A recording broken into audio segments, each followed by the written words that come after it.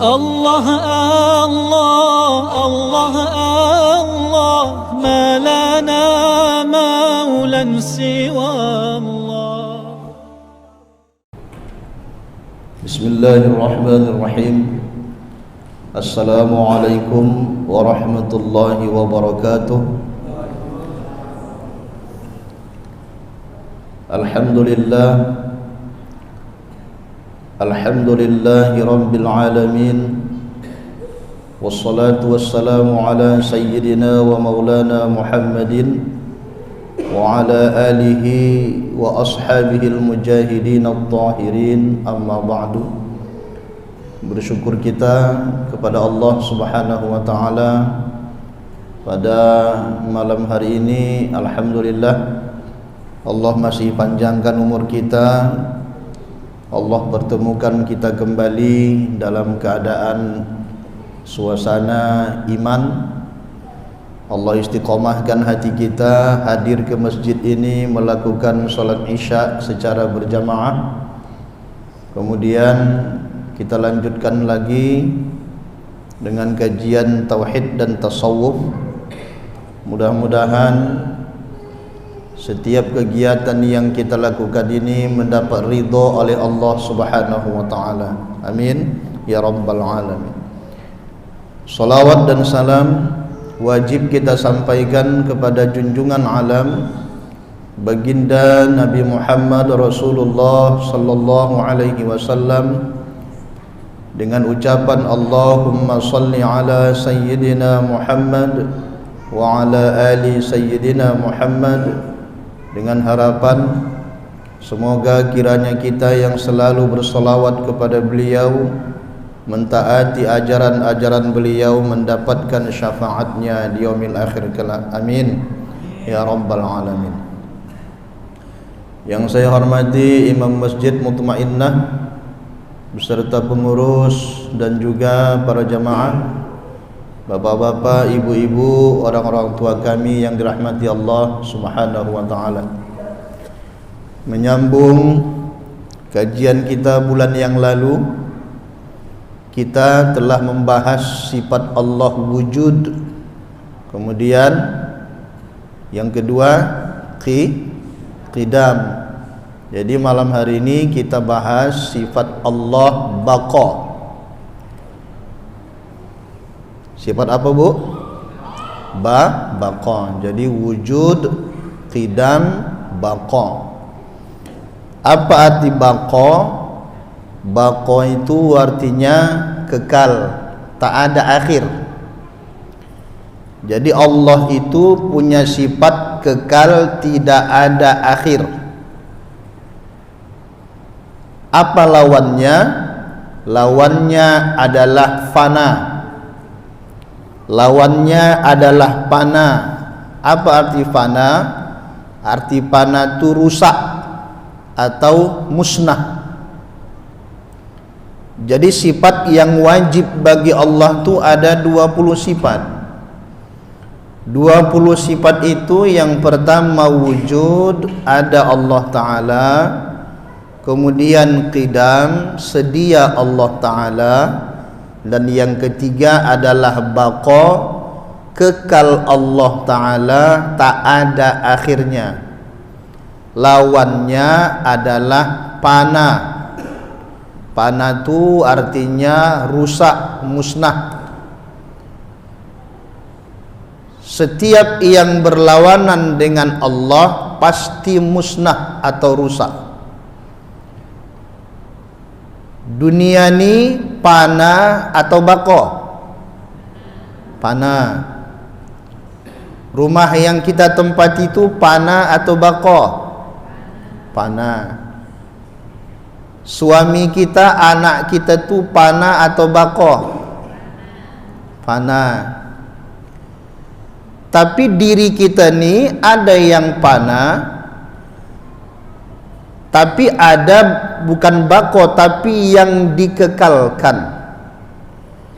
Karena hanya Allah yang baqa, yang lain tidak. Mana diri kita yang fana? Diri kita yang fana itu adalah ini, jasad. Kenapa jasad ni fana? Karena jasad ni rusak. Nanti jasad ni musnah, betul tak? Nampaknya tak percaya, rusak. Rusak jasad ini, sekarang aja udah mulai rusak. Ada yang sudah sakit diabetes, ada yang sudah lemah, lunglai, ada yang asam urat, itu kan udah mulai rusak dah itu. Ada yang sudah mulai keriput, betul tak? Atau ada yang masih segar, kan tak ada nih. Ya Bu, udah mulai keriput kan Bu? Udah mulai, pandangan sudah mulai kabur, uban menabur, betul? Gigi gugur, betul? Kulit kendur, ya. Omongan sudah mulai ngawur, ya. Makanan kadang-kadang bubur, ya. Itulah pertanda dekat pintu kubur. Jadi makanya Bapak dan Ibu yang dirahmati Allah, selain Allah Subhanahu wa ta'ala, semuanya fana. Makanya orang kadang suka bersyair atau suka berdendang. Haji Roma Irama menciptakan sebuah lagu yang berjudul Sifana. Jadi orang pikir Sifana itu nama cewek, padahal Sifana itu adalah duniani. Itu hebatnya Roma Irama mengarang lagu. Coba mencoba, kau mencoba. Kan begitu kan? Tak boleh menyanyi di sini. Nyanyi dangdut tak boleh, sholawatan boleh. Coba mencoba, kau mencoba. Oh, Sifana. Kemudian syairnya lagi, tua muda. Apa lagi? Banyak sudah korbanmu, tua muda, korbanmu berjatuhan. Artinya tua mati, rusak, muda juga mati. Bukan harus tua baru mati, muda pun bisa mati. Betul? Ada yang mengatakan tua baru mati, tidak. Yang muda pun bisa mati, bahkan maaf, dalam perut pun bisa mati. Betul tak? Saya beberapa hari yang lalu ditanya, Pak Ustadz, bagaimana hukum anak mati dalam perut, apakah disolatkan atau tidak? Maka saya bilang, sudah cukup bulannya tak? Sudah Pak Ustadz, sudah 7 bulan. Kalau 7 bulan maka solatkan. Jadi anak itu mati di perut, dalam perut ibunya. Maka tidak ada dalih kita yang mengatakan bahwa muda belum tentu mati. Itulah Sifana.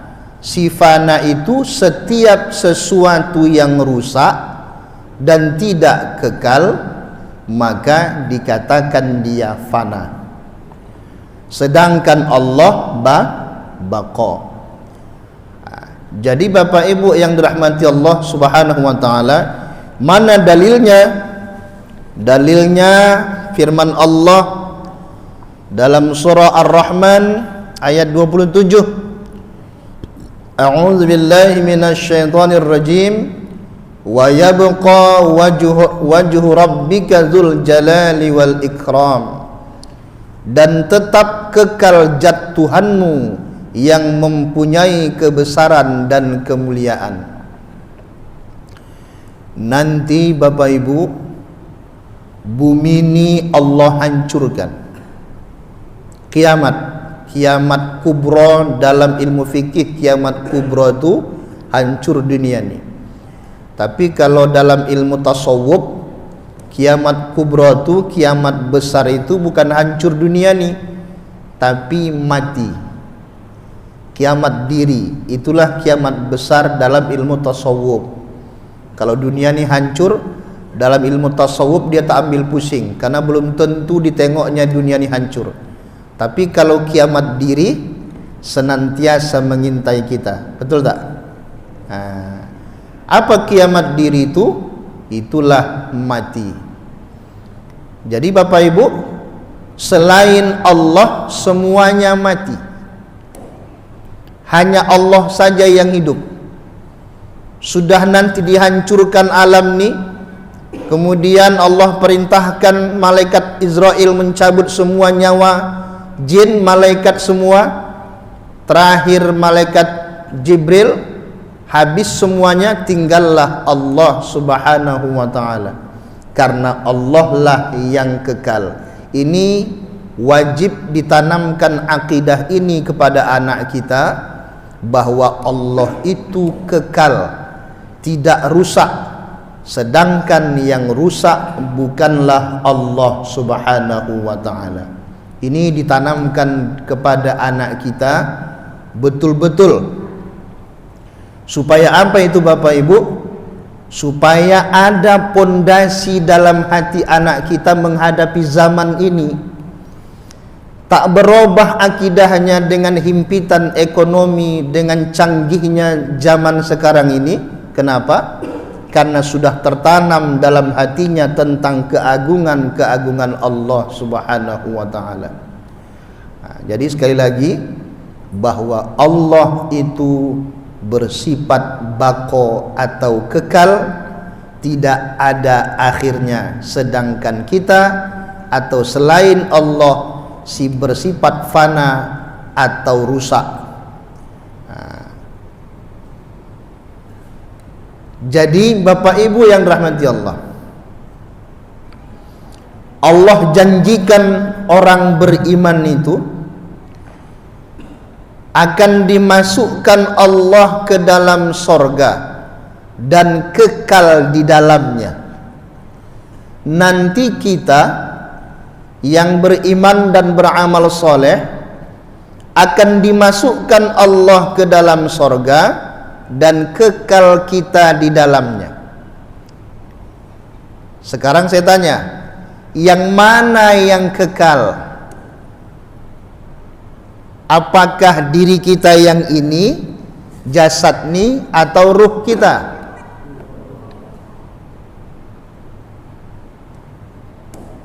Jadi ruh kita dikekalkan Allah subhanahu wa ta'ala, begitu juga sorga itu juga dikekalkan Allah. Karena kalau sorga itu kekal, nanti ada tandingan Allah. Sedangkan yang kekal cuman Allah. Sedangkan sorga diciptakan Allah atau bukan? Diciptakan Allah. Maka setiap yang diciptakan Allah tentulah dia makhluk. Maka kalau Allah kekal, kalau sorga itu kata Allah kekal, kita bertempat di sorga itu kekal, pahamnya adalah kita dikekalkan Allah subhanahu wa ta'ala. Sorga itu juga dikekalkan Allah subhanahu wa ta'ala. Makanya kata Allah subhanahu wa ta'ala dalam surah Al-A'la, apa kata Allah? Bal tu'sirunal hayatad dunya wal akhiratu khairun wa abqa. Tetapi mereka lebih memilih kehidupan dunia. Mereka siapa itu? Orang-orang kafir. Siapa itu orang-orang kafir? Orang yang menutup hatinya dari beriman kepada Allah subhanahu wa ta'ala dan beriman kepada Nabi Muhammad sallallahu alaihi wasallam. Adakah orang Islam itu juga dikatakan kafir? Bisakah orang Islam itu dikatakan kafir? Bisa juga, ketika dia tidak beriman kepada Allah dan juga dia tidak beriman kepada Nabi Muhammad sallallahu alaihi wasallam. Tapi Pak, di KTP-nya Islam. Itu KTP-nya saja, sebagai syarat masuk sekolah, sebagai syarat ngurus SIM dan sebagainya. Kalau benarlah Islamnya, maka insya Allah semua umat Islam itu akan masuk surga, kata Nabi, illa man aba, kecuali yang enggan. Siapa yang enggan itu? Orang yang tidak melaksanakan atau mematuhi sunnah-sunnah Rasulullah sallallahu alaihi wasallam. Maka ibu-ibu tak usah takut kita akan masuk surga. Bapak juga tak usah takut, kita semua nih akan masuk surga. Amin. Cuman masalahnya takutnya transit. Inilah masalahnya. Ini yang kita khawatir nih. Transit nih yang takut, Pak. Paham transit? Singgah. Kalau di dunia nih bisa singgah di apa? Di Surabaya kah? Kalau kita mau ke Makassar singgah dulu. Tapi kalau di sana tak ada singgah di Surabaya, singgah di neraka. Ini masalahnya nih. Ini yang kita khawatir. Maka Bapak Ibu, ya Allah, kita minta kepada Allah jangan singgah ya, jangan transit. Makanya selalu doanya sehabis sholat tuh, Allahumma ajirna minan nar, Allahumma ajirna minan nar, Allahumma ajirna minan nar. Hindarkan kami ya Allah, pelihara kami ya Allah daripada api neraka-Mu ya Allah. Itu doa kita. Balik kita dalami lagi. Jadi kita nih yang dikekalkan itu adalah ruh kita. Karena nanti semuanya nih nanti hancur binasa. Bumi ini tak dipandang Allah, sebesar sayap nyamuk pun tak dipandang Allah. Coba kalau kita baca dalam dalam surah Al-Zalzalah, apa kata Allah? A'udzubillahi minasyaitonir rajim. Bismillahirrahmanirrahim. Idza zulzilatil ardu zilzalaha. Apabila bumi digoncangkan dengan goncangan yang dahsyat. Wa akhrajatil ardu asqalaha, dan bumi telah mengeluarkan bahan-bahan berat atau barang-barang berat atau sesuatu yang berat yang dikandungnya. Dalam ilmu fikih, dalam ilmu syariat, yang dimaksud beban-beban berat itu nanti ada paham orang yang dikubur di tanah itu nanti akan keluar balik begini macam zombie. Itu kan. Begitu dalam kajian. Di dalam ilmu tasawuf, karena saya mengaji bidang tasawuf ya. Nanti kalau ibu bertanya soal fikih, itu urusan fikih. Saya tak bahas masalah fikih. Tapi dalam ilmu tasawuf yang saya ajarkan. Di dalam ilmu tasawuf yang dikatakan dengan berbangkit beban-beban yang dikandungnya itu adalah dikeluarkanlah ruh tu dari badan kita nih. Dikeluarkanlah ruh nih dari badan nih, sedangkan ini tak ikut lagi. Ruh nilah nanti yang mempertanggungjawabkan nanti apakah kita ke neraka atau ke surga. Ruh kita itulah nanti yang disiksa. Sedangkan ini sudah binasa, rusak sudah. Makanya ada istilah dalam ilmu tasawuf bahwa bumi yang dimaksud di sini memang bumi ini nanti digoncangkan Allah, betul. Tapi yang dikaji di sini adalah bumi yang ini. Allah goncangkanlah dia ini nanti dengan apa? Dengan penyakit.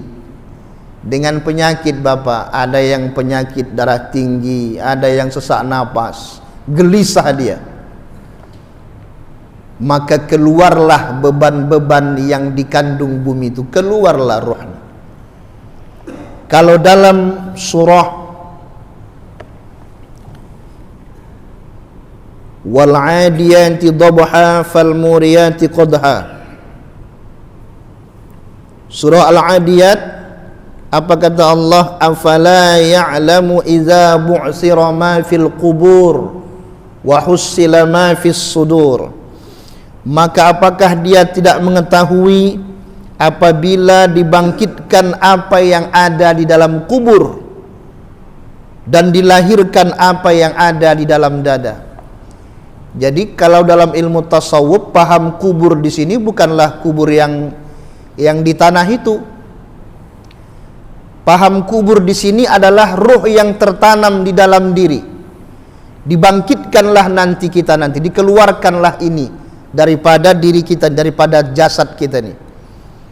Karena kalau cerita kubur, ya kalau dia matinya ditanam di tanah, kalau yang matinya dibakar jadi abu, macam mana? Di mana kuburnya? Coba, ayo. Kalau matinya masuk jasad, masuk open, keluar jadi abu. Di mana kuburnya? Ayo. Makanya kemudian, atau yang mati di laut, di mana kuburnya? Tak dapat jasadnya. Pesawat Adam Air, pernah dengar pesawat Adam Air yang jatuh mengarah ke Sulawesi, tenggelam kan? Sampai sekarang tak ditemukan. Di mana kubur mereka? Apakah di bawah tanah? Apakah di bawah tanah? Tidak. Pesawat Malaysia Airlines NH370 ya, yang sampai sekarang juga tak ditemukan. Ayo, di mana kubur mereka, Pak? Ayo, di mana kubur mereka? Makanya ini orang tasawuf bisa membantah orang-orang syariat. Kalaulah kubur itu di bawah tanah, maka bagaimana dengan yang dibakar jadi abu? Di mana kuburnya? Nah, ini karena saya ngaji tauhid, maka saya ngaji tauhid ya. Kalau ngaji fikih saya tak ikut campur, silakan. Inilah paham daripada tauhid uluhiyah. Di mana kuburnya? Ayo jawab. Kubur itu suatu alam gaib yang tak bisa kita lihat dengan mata. Kubur itu sama yang dikatakan dengan alam barzakh. Apa itu alam barzakh? Coba baca dalam surah Ar-Rahman. Marajal bahraini yaltaqiyan bainahuma barzakhul la yabghiyan. Dia membiarkan dua lautan bertemu, dan di antara keduanya ada barzakh, ada dinding, ada pembatas yang keduanya tak bisa saling melampaui. Kalau bapak dan ibu pernah menengok laut, pernah ke laut, nanti bapak dan ibu akan mendapatkan dua lautan, satu keruh, satu jernih. Pernah tak? Makanya sering-sering ke laut. Kalau bapak dari sini aja, dari Punggur terus ke sana, akan ditemukan lautnya satu biru, satu hitam. Ada pembatas, itulah yang dikatakan dengan barzakh. Secara zahir nampak mata kita, tapi kalau diciduk airnya bapak ibu, tak tahu kita yang mana dia, mana pembatas itu. Dulu waktu saya masih remaja, di kampung saya di Medan sana, Tanjung Balai Asahan, saya pernah ikut ke laut. Jadi dulu karena kami ini orang susah, jadi saya dulu kalau mau bayar uang sekolah bantu orang tua ke laut. Saya lagi libur ke laut, saya ikut jaring senangin namanya, muat-muat sampannya 6 orang, ikutlah saya cari-cari bayar uang sekolah bantu orang tua. Saya tengoklah air laut itu ada yang agak hijau, yang satu lagi hitam. Kemudian saya ciduk air laut yang hijau ini, terasa asinnya. Tapi saya ciduk air laut yang hitam ini, pahitnya minta ampun. Tengok tuh hebatnya Allah Subhanahu wa taala tuh. Masya Allah, luar biasa. Dan ada batasnya. Itulah yang dikatakan barzakh. Itulah yang dikatakan kubur. Mana itu? Wallahu a'lam. Karena tak tahu saya belum pernah masuk kubur, saya belum mati pula. Tapi ini alam gaib, alam yang gaib yang harus kita yakini, kita percayai, wajib kita beriman. Alladzina yu'minuna bil ghaib, yaitu orang-orang yang beriman kepada yang gaib. Alam barzakh itu gaib. Makanya ini kembali, kembali ketika kita belajar tauhid ini, maka kita harus pahami bahwa kubur yang dimaksud dalam ayat itu secara tauhidnya adalah kubur yang tak binasa itu, yang kekal itu, yang dikekalkan Allah. Itulah alam kubur yang sebenarnya, bukan yang di sana yang di Sambau. Itu bukan alam kubur, tapi pekuburan. Betul tak? Coba tengok pekuburan Sambau. Ada katanya di situ tulisannya alam kubur Sambau, ada?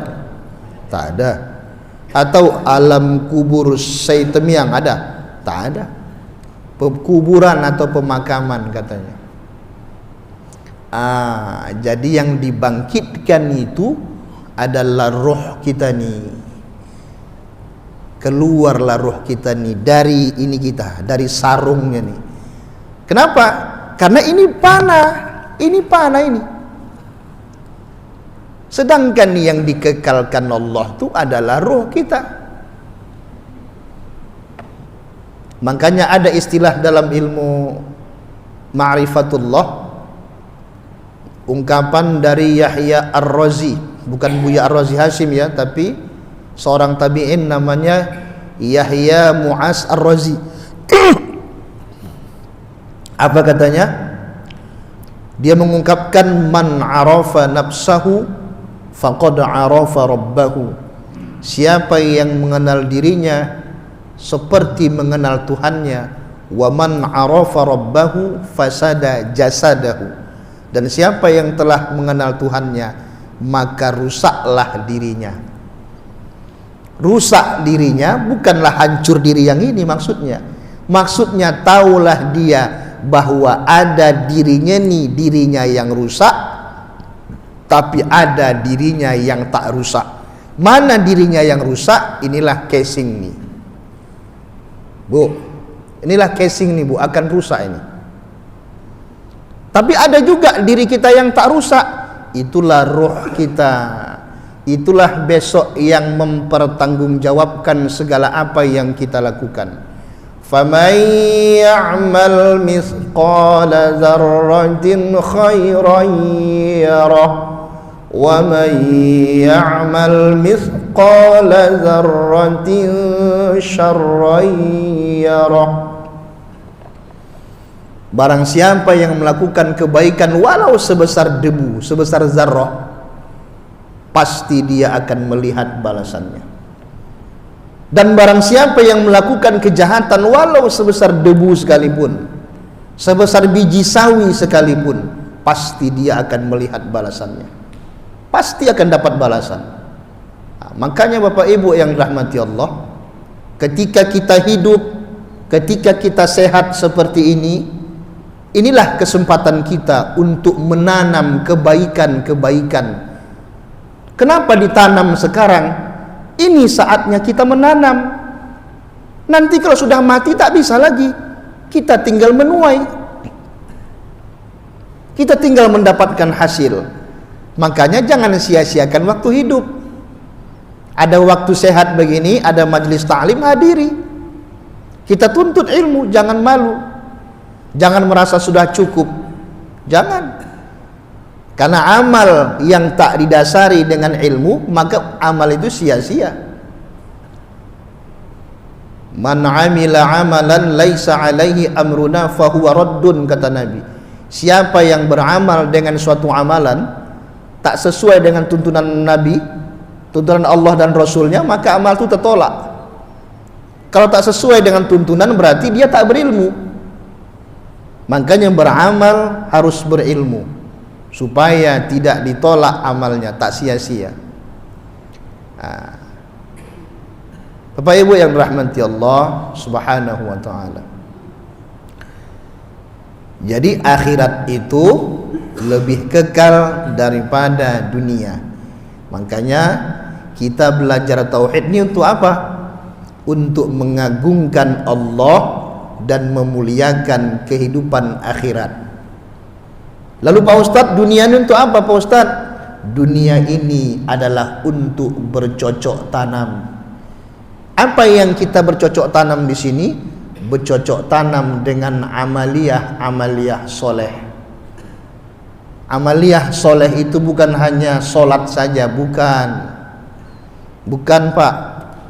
Amaliyah soleh itu menuntut ilmu, karena menuntut ilmu ini bagian dari zikir kepada Allah. Dengan menuntut ilmu inilah sempurna ibadah kita. Dengan menuntut ilmu inilah akan muncul keikhlasan kita dalam bersedekah, dalam berzakat, bahkan dalam melakukan kegiatan apapun. Dengan menuntut ilmu lah. Makanya kata Allah Subhanahu wa taala, "Qul hal yastawil ladzina ya'lamuna wal ladzina la ya'lamun." Katakanlah, adakah sama orang berilmu dengan tak berilmu? Maka tuntut Pak ilmu ini. Jangan pernah mundur ketika ada kajian-kajian Islam. Apakah dia kajian fikih, akhlak, umum, tauhid dan sebagainya, ikuti. Semasih kita sehat dan masih Allah lapangkan waktu kita. Jadi Bapak Ibu, baqa kekal Allah Ta'ala.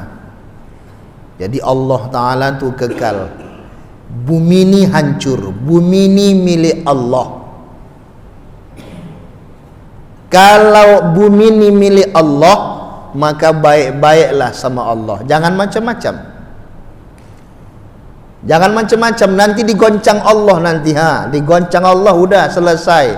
Baru sibuk Allah, subhanallah, la ilaha illallah. Baru sibuk nanti mengucapkan Allah.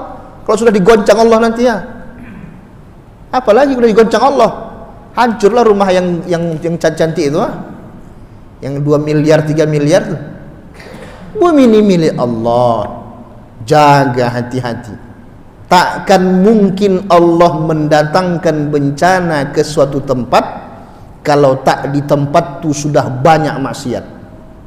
Memang di tempat itu banyak ustaz, tapi ustaznya cuma nyuruh, ibu-ibu mari kita sholat, sabar.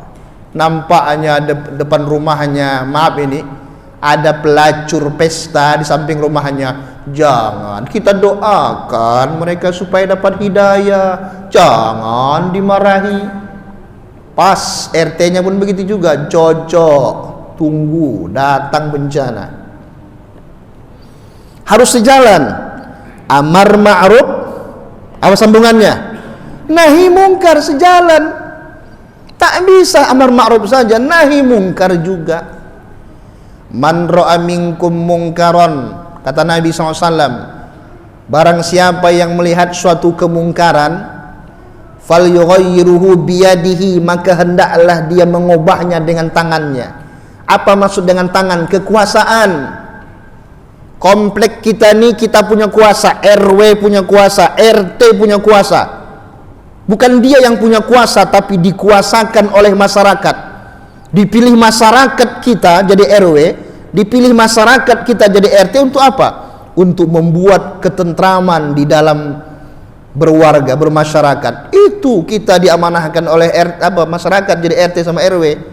Bukan kita bisa tiba-tiba aja saya jadi RT, bisa begitu? Tak bisa, kan dipilih kan? Tiba-tiba datang saya sekarang RW, bisa begitu? Ditampar orang Pak, kurang ajar kau kata orang. Harus dipilih dulu kan? Maka itu amanah. Cegah dengan kekuasaan. Jangan biarkan di komplek kita ada yang kumpul kebo. Tahu kumpul kerbo? Apa lo kumpul kerbo? Pesatu tapi tak ada surat nikah. Kami Pak nikah siri, mana bukti nikah sirinya? Fotonya mana, surat selembar dari tuan kadinya, walaupun nikah siri. Nah, begitu. Untuk apa itu? Untuk mencegah kemungkaran. Kalau sudah Allah kasih azab besok, bukan orang itu saja yang kena, kita pun kena. Di masjid lagi asyik, Yasin wal Qur'anil Hakim, innaka laminal mursalin, rubuh selesai. Pak Imam duluan selesai.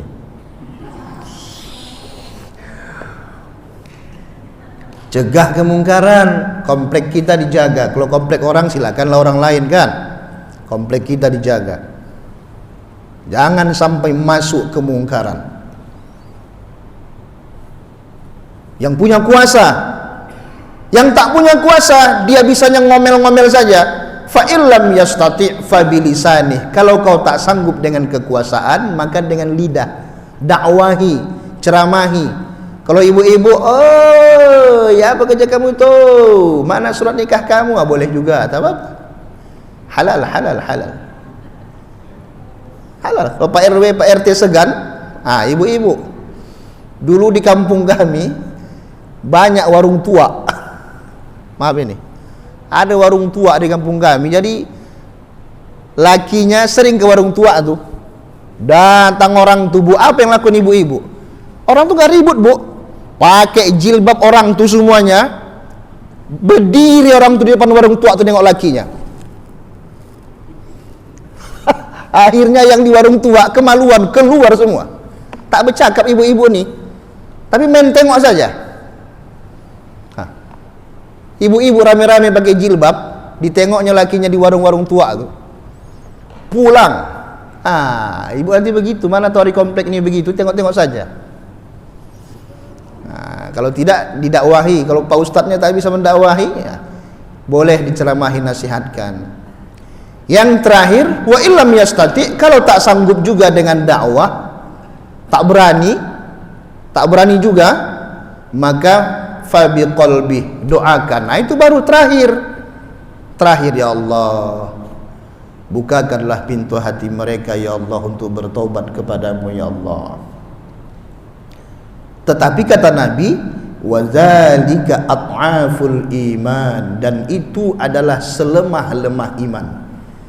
Jadi kalau ada orang yang hanya mendoakan saja, nampaknya jelas kemungkaran tuh, maka itu adalah selemah-lemah iman. Jadi pilih kalau punya kuasa. Yang pertama, mantap kalau punya kuasa. Selama saya jadi RW, jangan ada warga yang tak pakai surat nikah di rumahnya. Wah, mantap. Selama saya jadi RT, tak boleh di komplek ini ada pesta pakai mabuk-mabukan. Wah, mantap RT-nya. Ini RT yang masuk surga. Ya, tapi kalau ada RT-nya pun ikut nimbrung mabuk-mabukan, ini RT masuk neraka besok. Bapak Ibu yang rahmati Allah Subhanahu wa taala. Sudah 10 menit lagi. Jadi baqo, kekal. Selain Allah, rusak, musnah. Ingat itu. Kita ni musnah. Mana yang musnah? Jasad kita. Sedangkan ruh kita tidak musnah. Ruh kita itulah nanti yang ditanya nanti. Yang didoakan pun siapa? Ruh kan? Ila ruhi sipulan bin sipulan. Betul tak? Makanya kalau ibu ziarah ke makam, ke pekuburan, yang didoakan itu bukan yang di bawah tanah. Memang jasadnya di bawah tanah, tapi yang didoakan tuh ruhnya. Bagaimana menyebutnya? Tengok siapa namanya di situ. Namanya Sipulan bin Sipulan, ya Allah, ampunilah Sipulan bin Sipulan ya Allah, yang jasadnya yang tertanam di tanah ini ya Allah. Begitu. Kadang-kadang ada yang salah ziarah nih, seolah-olah ziarah ini dia berkunjung. Baru lahir anaknya, ayahnya udah meninggal kan. Assalamualaikum ayah, ini cucu ayah, tengok ayah lah. Untung tak datang dari bawah. Oh itu ya katanya. Kalau menjawab dia habis, kacau dunia persilatan.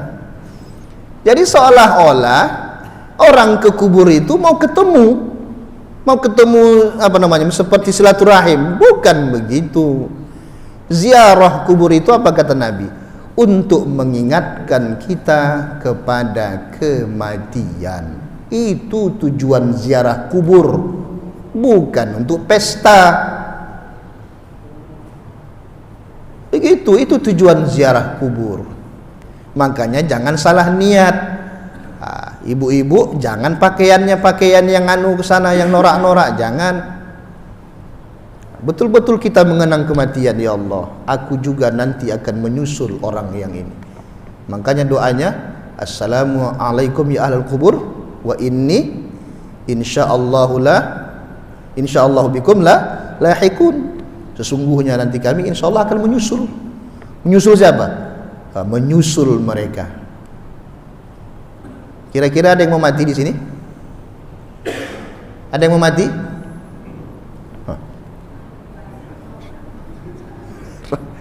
Ketakutan ya. Ada yang mau mati, Bu? Bapak ada yang mau mati?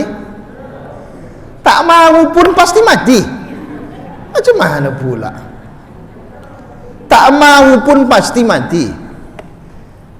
Apa jawabannya? Belum.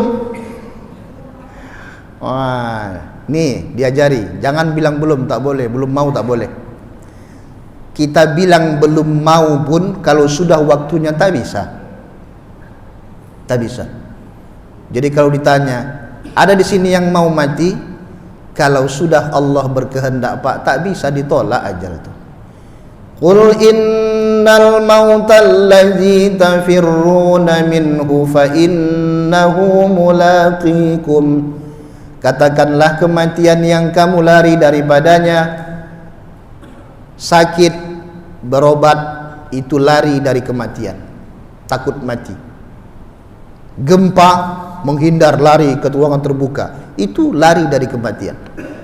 Fa innahu mulaqikum, sesungguhnya kematian itu yang akan mendatangi kamu. Dulu beberapa tahun yang lalu ada seorang ustadz di Batu Besar. Istrinya sakit 3 bulan. Istrinya sakit 3 bulan. Tiba-tiba ustadznya yang meninggal. Ustadznya sehat. Aneh kan? Nah, semoga Allah ampuni beliau. Ustadz Ali namanya. Istrinya yang sakit, dia yang meninggal. Nah, tengok. Kematian itu yang akan mendatangi kamu, karena ini sifatnya rusak.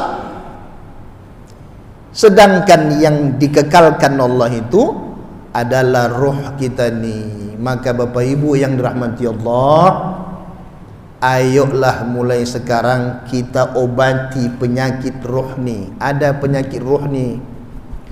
Kalau penyakit ini jasad nih, ini panah, ini rusaknya nih. Penyakit jasad nih tak usah pala stres mikirkannya nih.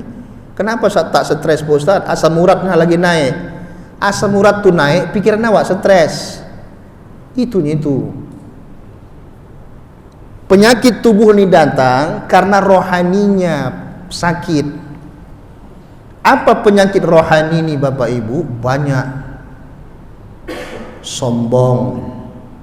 Tahu sombong? Angkuh. Dengki. Ria. Iri hati. Buruk sangka. Orang baru beli mobil baru, hasil korupsi, itulah buruk sangka. Padahal kawan jual tanah di kampung berhektar-hektar. Buruk sangka, suka ini buruk sangka. Itu penyakit rohani. Ujub. Apa itu ujub? Bangga diri, merasa hebat, merasa cantik, merasa berilmu, merasa ahli ibadah, merasa banyak ibadahnya. Udahlah, aku yang paling hebat di kampung di ibadahku. Tuh merasa tuh. Ada orang cantik, ini di sebelahnya merasa cantik. Mana yang cantik?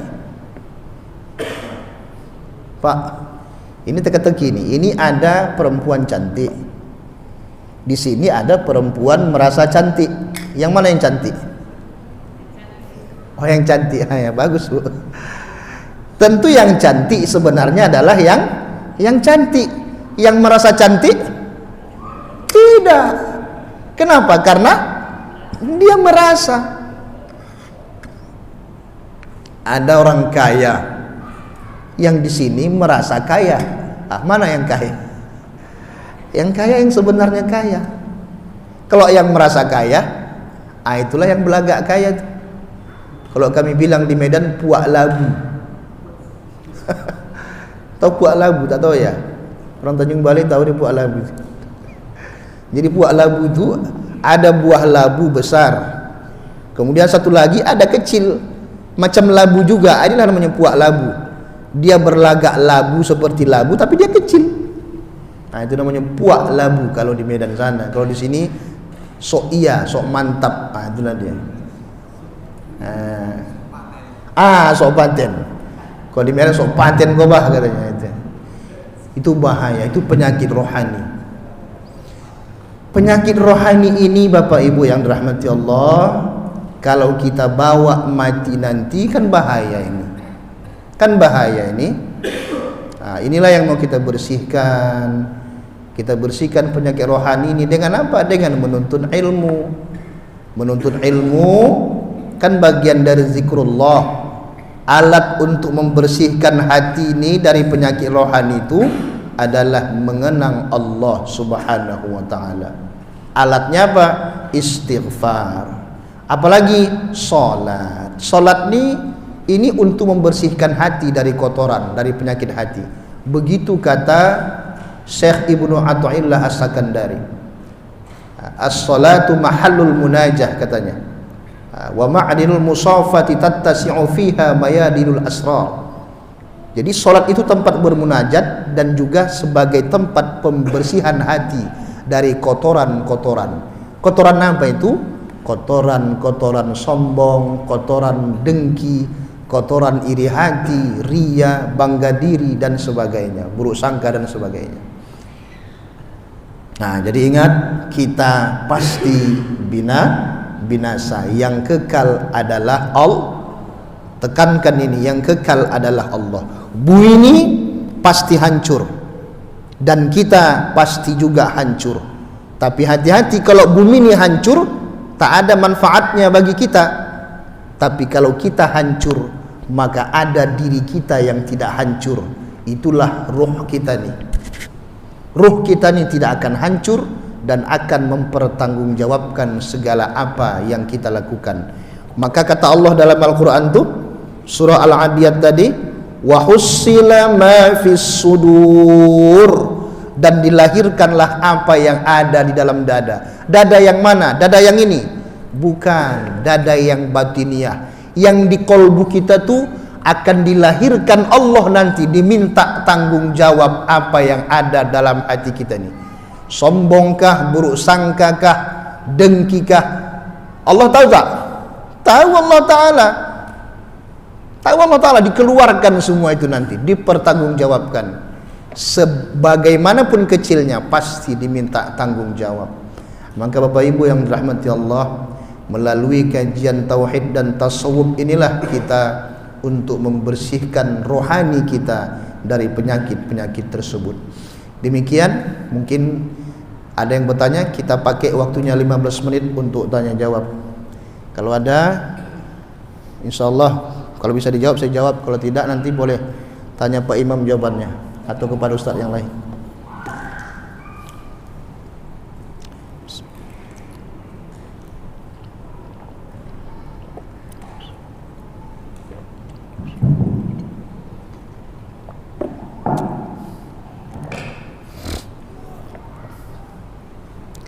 Silakan. Boleh. Assalamualaikum warahmatullahi Assalamualaikum. Ya. Tadi Ustaz menjelaskan bahwasannya yang diguncangkan itu yang dibakar adalah ruh. Nanti setelah kita bangkitkan kembali itu apakah yang dibangkitkan jasad beserta rohnya, Ustaz? Seperti Ustaz sampaikan tadi kan bahwasanya nanti yang menanggung, yang dipertanggungjawabkan itu adalah rohnya. Itu mohon dijelaskan. Assalamualaikum. Baik Bapak Ibu, dalam ilmu tasawuf ya, saya mengkaji tasawuf nih. Dalam ilmu tasawuf yang dibangkitkan itu adalah roh saja, ini tidak. Kenapa? Karena ini panah, ini kan rusak. Sedangkan nanti kita mau ke tempat alam yang kekal. Bagaimana yang panah kepada yang kekal? Cocok? Mana cocok? Contoh misalnya, kita kenduri arwah. Tahu kenduri arwah? Tahu kan? Apa niat? Untuk doa kita panggillah orang, kita panggil jamaah Masjid Mutmainnah nih, 40 orang ya Pak Imam, ya Bu. Habis sholat di Pak undangan Pak sana 40 orang. Diundanglah. Tujuannya apa? Untuk membacakan doa arwah, tahlil dan doa yang mana seumpama pahala bacaannya dikirimkan kepada siapa? Kepada ruh atau kepada jasad?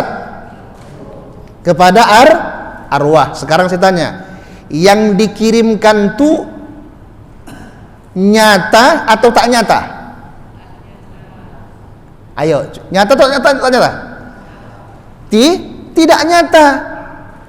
Batin, kan pahala itu kan bentuk batiniah dia, bentuk kodim dia. Sudah? Kan itu kan yang dihadiahkan kan? Ya Allah, seumpama pahala bacaan ini, tahlil, doa, yasin, kami hadiahkan kepada ruh si fulan. Jadi yang batin maka untuk yang batin juga, bukan untuk jasad. Mana untuk jasad? Habis orang tu capek baca yasin, bakar ringeklah muka tu. Datang bapak, dikasihlah makanan ayam penyet. Kan? Kasih ayam penyet. Sekarang saya tanya, ayam penyet tu zahir atau batin? Zahir, nampak. Nampak tak ayam penyet tu? Untuk siapa? Untuk ini, untuk yang nampak. Cocok tak? Makanya dalam istilah tasawuf ada namanya puji qadim bagi qadim, puji muhaddas bagi muhaddas. Mana puji qadim bagi qadim? Doa untuk arwah itu puji qadim bagi qadim.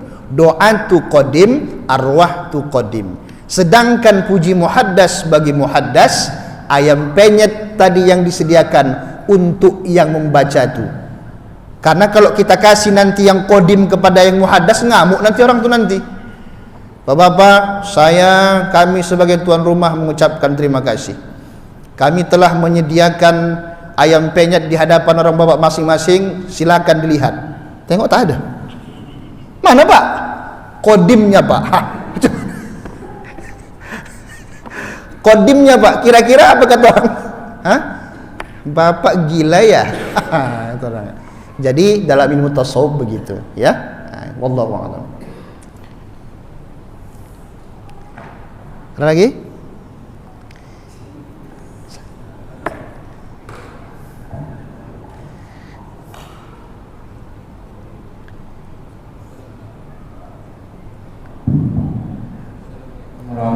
Assalamualaikum warahmatullahi wabarakatuh. Izin bertanya kepada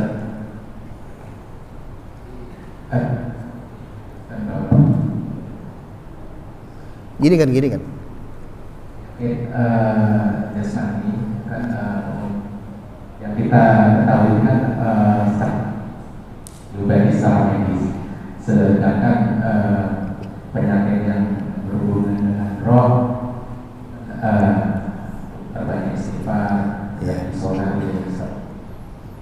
terus yang kita ketahui juga kan ruqyah, yang saya tanyakan saat pengobatan ruqyah langsung, kalau pasien itu bukan ruqyah gitu yang ditanyain atau apa seperti itu lah. Jadi ruqyah sendiri itu sebenarnya gimana kalau dilihat dari ilmu tasawuf? Dan saat itu kan yang berinteraksikan mungkin saya. Terima kasih. Assalamualaikum. Masya Allah, luar biasa, mantap pertanyaan. Berarti yang mengaji ini sudah pakai ilmu tasawuf semua ini. Berarti saya ngeri-ngeri sedap juga di sini. Masya Allah. Di mana tempat ruh kita tuh? Apakah di leher? Apakah di telinga? Apakah di dada? Di mana, Pak?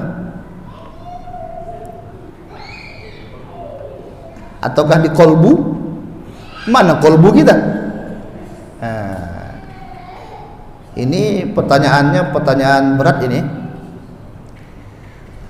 Ruh itu kalau dalam kaji tasawuf itulah diri kita. Itulah kita yang sebenarnya. Bukan ini. Kemudian kenapa ketika di ruqyah itu yang menjawab setan atau jin tadi, kenapa bisa dia menjawab bukan ruh kita tuh? Kenapa bisa kesurupan, kan begitu? Karena memang kata Nabi, setan itu bisa masuk ke dalam diri. Apa dalilnya? Inna syaitana yajri min ibni Adam majrad dami fadayyaku majariyahu bil ju' was saum. Kata Nabi, sesungguhnya setan itu mengalir pada tubuh manusia melalui pembuluh darah, maka sempitkanlah tempat mengalirnya itu dengan lapar dan puasa. Jadi setan itu kan dari golongan jin. Dalam surah Al-Kahfi jelas, wa kana minal jinni fafasaqa an amri rabbi. Maka setan itu bisa masuk dia ke dalam diri kita, tapi dia bukan bersatu dalam diri kita, bukan. Dalam Al-Quran saya lupa, mungkin Pak Imam tahu. Apa kata iblis? Sesungguhnya aku tak punya kuasa atas kalian. Aku hanya menyeru saja. Tetapi kalian patuhi seruanku. Jadi setan tak punya kuasa diri kita ini sebenarnya. Cuman menyeru. Jadi orang yang bisa dimasuki oleh setan atau jin itu orang yang lemah imannya. Kalau tak lemah tak akan bisa. Tak akan bisa macam manapun. Jadi kalau ditanya tempat ruh itu, ruh kita tuh berada di dalam zatnya Allah Subhanahu wa taala. Di mana itu Pak Ustaz? Wallahu alam. Laisa kamislihi syai'un, karena zat Allah itu tidak seumpama dengan sesuatu. Jangan bilang ruh itu dalam tubuh, tak boleh. Nanti bertempan dia kalau dalam tubuh. Cuman sekarang nih dia berada di dalam tubuh kita, tapi di mana itu wallahu alam. Saya tak berani mengatakan ruh itu di sini, tak berani saya. Kalau di sini, kenapa dipotong tangan masih hidup? Ada yang jantungnya sekarang dari jantung plastik bisa hidup. Jadi wallahu alam. Makanya dalam Al-Quran kan jelaskan, yas'alunaka 'anir ruh. Apabila ada yang bertanya kepadamu tentang ruh, qulir ruh, katakanlah ruh itu adalah urusan Tuhanku, kata Allah. Urusan Tuhanku. Cuman dalam ilmu ma'rifatullah, ruh itu adalah diri kita sendiri. Si Hasan Basri, mana si Hasan Basri itu? Apakah ini? Tidak. Ini casingnya saja. Si Hasan Basri itu nanti akan meninggalkan ini. Yang kita hadiahkan kalau saya mati nanti, ibu hadiahkan Fatihah bukan kepada yang ini. Terbaring jenazah saya nanti, datang ibu dari jamaah Al-Mutmainnah nih mendoakan jenazah saya tuh, maka jenazah saya tak bisa apa-apa. Bapak ledakkan pun bom pada jenazah saya tak bisa apa-apa. Kenapa? Karena jenazah ini bersifat panah, rusak. Makanya jangan asik memperhatikan casing nih. Ini casing nih yang dipelihara. Makan rendang jengkol, ayam penyet, segalanya lah, sop tulang. Ruhnya tak dikasih makan. Apa pula Pak Ustaz? Makanan ruh, ada makanan ruh. Apa dia? Zikrullah, mengenang Allah, zikir. Ada zikir kolbu. Tak boleh ajarkan sini, datang ke rumah. Ada khusus zikir kolbu. Jadi ketika dia bicara begini, di dalam juga bermain. Zikir kolbu ini insya Allah, tidur kita, orang menyantet insya Allah sebelum ajal berpantang mati, tidak akan masuk.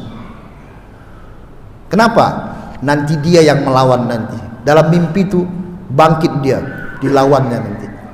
Tapi ini tak bisa dibuka di sini. Ada kaji khusus setiap malam Senin di Batu Besar. Nanti datang boleh ke sana. Setiap malam Senin. Di sini yang umum-umum saja. Karena ini kan kedengaran ke sana kan, keluar kan. Nah, kalau yang khusus di tempat yang khos. Kira-kira begitu Pak. Terima kasih, mantap pertanyaannya. Untuk lebih dalam nanti. Wallahu a'lam. Yang lain, tinggal 3 menit lagi. Assalamualaikum. Wah, nah, takut ketinggalan nih panitia. Silakan. Silakan. Apakah alam ruh ini sama dengan alamnya Cina setelah manusia meninggal itu? Terus ketika seseorang meninggal, misalnya ayah saya, apakah ketika meninggalnya ayah saya itu kadang datang dalam mimpi? Apakah roh itu yang datang mimpi? Masya Allah. Terus yang terakhir, Ustaz, banyak saya betul. pernah mendengar Ustaz bahwa di setiap manusia itu ada jin qarin. Ketika manusia itu meninggal, kemanakah qarin ini pergi? Karena yang saya tahu jin ini menyepanya. Apakah jin qarin ini akan mati juga? Itu saja Ustaz. Assalamualaikum. Assalamualaikum. Banyak betul ya. Penghabisan tapi banyak Pak. Ini tak selesai dalam 1 menit. Pertama tadi, apakah alam ruh itu sama dengan alam jin? Tidak. Udah selesai. Bagaimana itu? Saya pun tak pernah nengok jin. Nah ya, tak sama. Kemudian kedua, ketika ada almarhum. oh, apakah benar ayah saya tu yang jumpa dalam mimpi itu? Ya. Ya. Karena bisa kita ketemu dengan orang yang mati dalam mimpi. Rindu kita datang kadang-kadang. Datang ayah kita itu. Kadang-kadang dia minta bantuan juga. Susah dia di sana.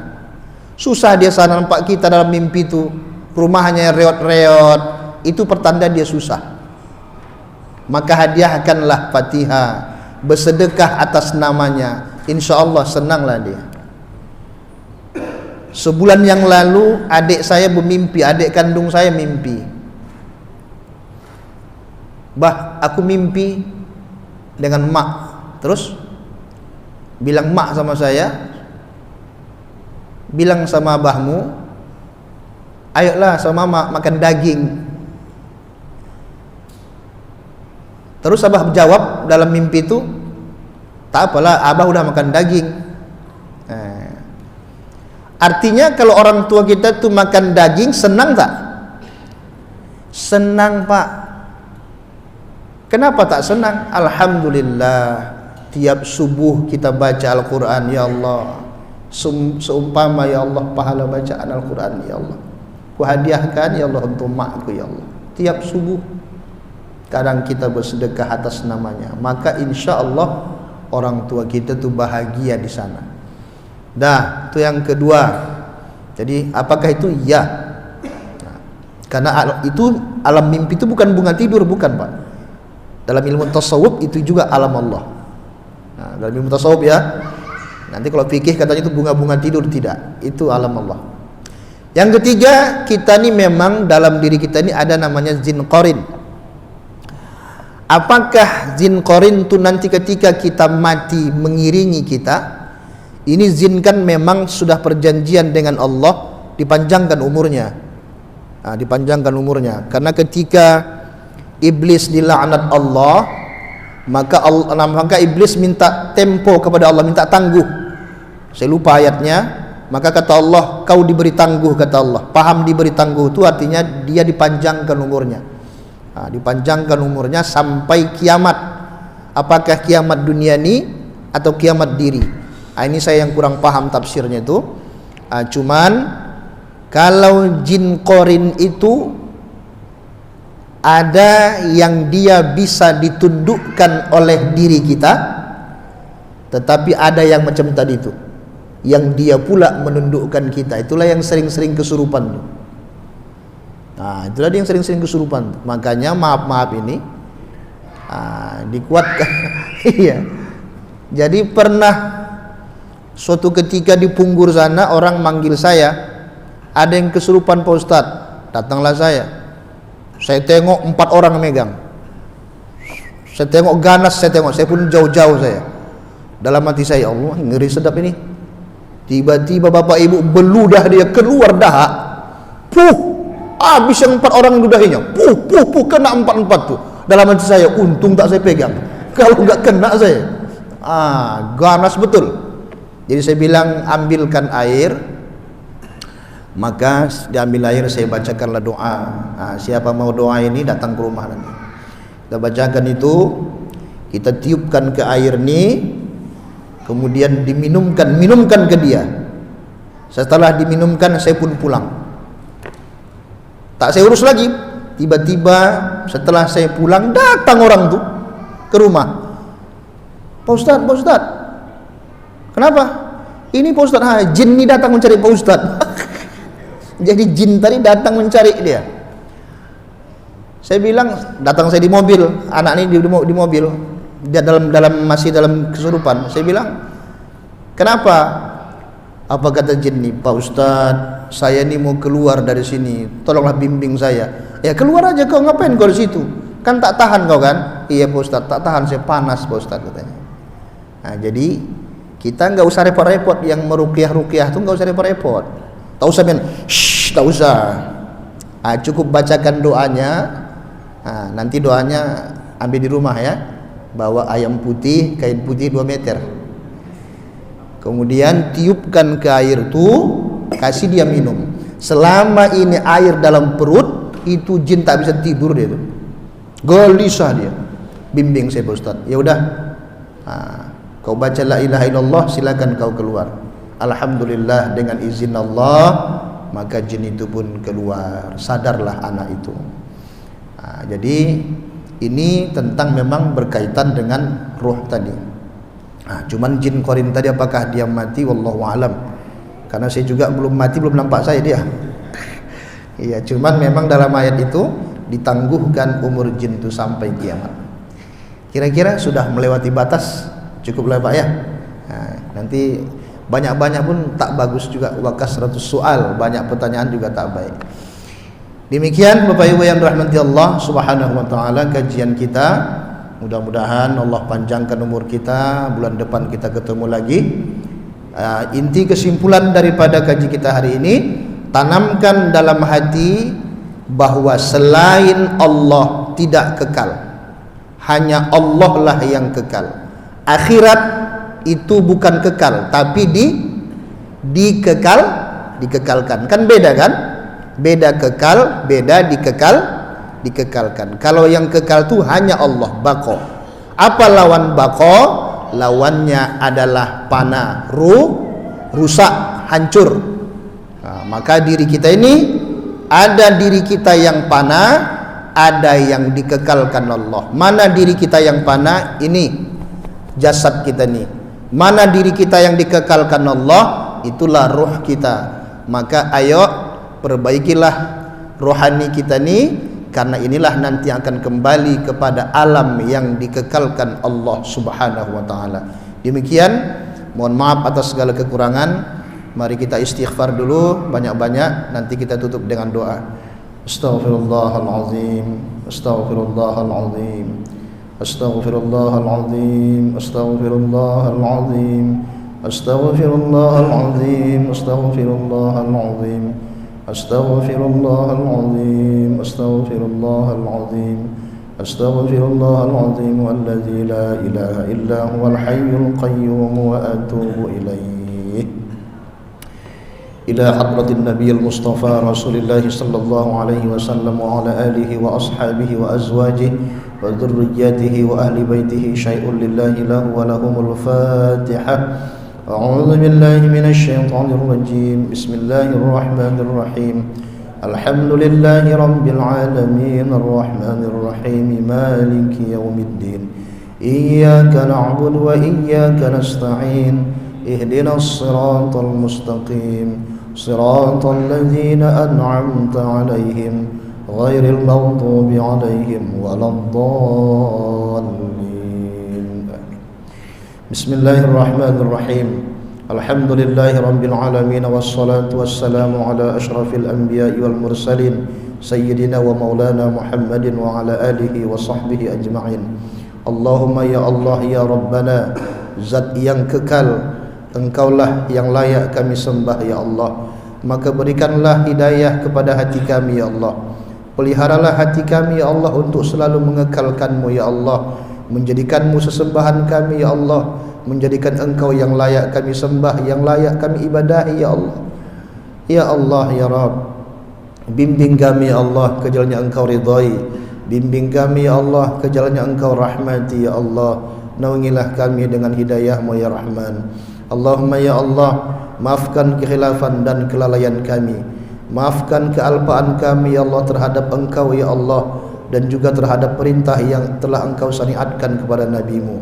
Allahumma ya Karim, bimbing kami ya Allah, bimbing juga keluarga kami ya Allah. Ayah ibunda kami, ampunkan dosa mereka ya Allah. Kalau mereka sudah meninggal, tempatkan mereka di tempat yang terbaik ya Rahman. Kalau mereka masih hidup ya Allah, jadikan sisa umur mereka sisa umur yang barokah. Jadikan anak-anak kami anak yang soleh dan soleha ya Karim. Jadikan keluarga kami keluarga yang sakinah, mawaddah, warahmah. Berikan kami rezeki yang halal lagi baik ya Allah ya Rabb. Jauhkan kami dari rezeki yang haram ya Karim ya Rabb ya Arhamar Rahimin. Allahumma ya Allah, tambahkanlah ilmu kami ya Allah, tambahkan kesabaran dalam hati kami menghadapi ujian-Mu ya Allah ya Rabb. Tambahkan juga keimanan kami ya Allah, agar kami semakin kuat keimanan kami kepadamu ya Rahman ya Arhamar Rahimin. Rabbana atina fid dunya hasanah wa fil akhirati hasanah wa qina azaban nar. Wa sallallahu ala Muhammadin wa ala alihi wa sahbihi ajma'in. Subhana rabbika rabbil izzati amma yasifun wa salamun alal mursalin walhamdulillahi rabbil alamin. Subhanakallahumma wa bihamdika asyhadu an la ilaha illa anta astaghfiruka wa atubu ilaik. Wassalamu alaikum warahmatullahi wabarakatuh.